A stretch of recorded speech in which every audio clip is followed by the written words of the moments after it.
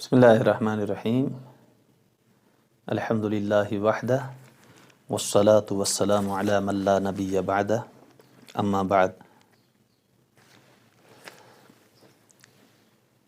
یہ کچھ سوالات آئے ہوئے ہیں، ان میں سے ایک سوال یہ ہے کہ تراویح کی نماز میں دوسری رکعت میں بیٹھنے کے بجائے تیسری رکعت کے لیے حافظ صاحب کھڑے ہو جائیں تو کیا حکم ہے؟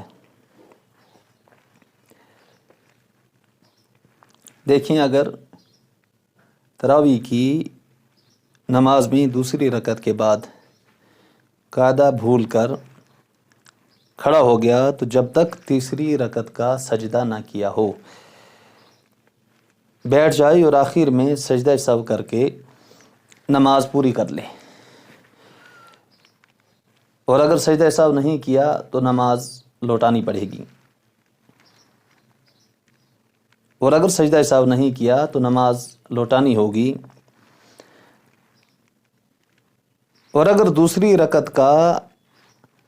قاعدہ نہیں کیا اور کھڑے ہو کر تیسری رکعت بھی پڑھ لی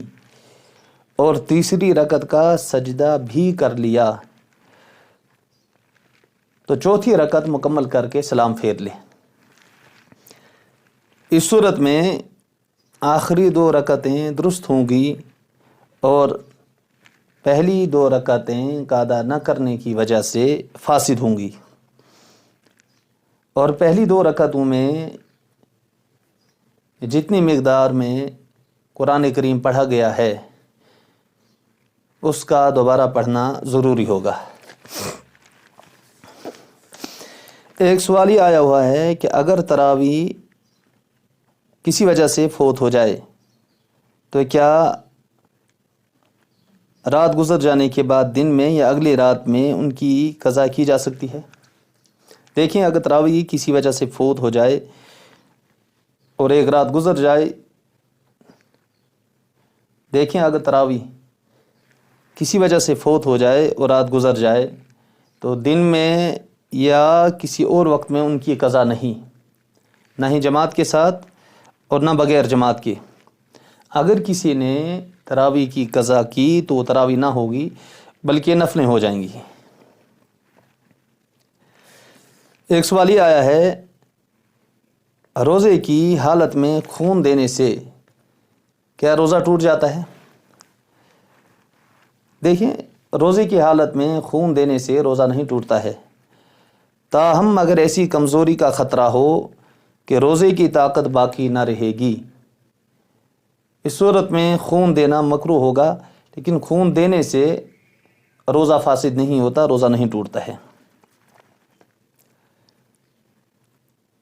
ایک سوال ایک صاحب نے یہ کیا ہے کہ اگر روزے کی حالت میں برے خیالات آئیں یا انسان کچھ غلط سوچے تو اس سے روزے پر کچھ اثر پڑتا ہے؟ برے خیالات کا آنا، حضرت حاجی امداد اللہ مہاجر مکی رحمۃ اللہ علیہ فرماتے ہیں، خیالات کا خود سے آنا، خود سے چلا جانا، یہ بھی اللہ تعالیٰ کی ایک مخلوق ہے۔ برے خیالات کا آنا یہ بری بات نہیں،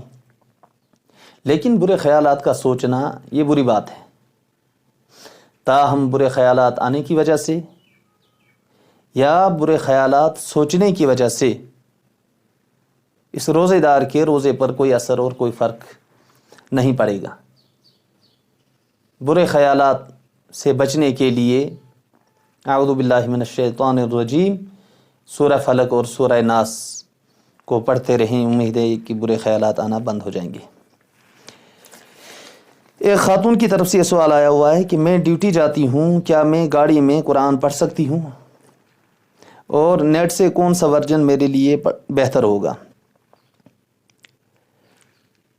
ڈیوٹی کے دوران یا سفر کے دوران گاڑی میں بیٹھ کر کے قرآن کریم کی تلاوت کی جا سکتی ہے، اس میں کوئی حرج نہیں ہے، اور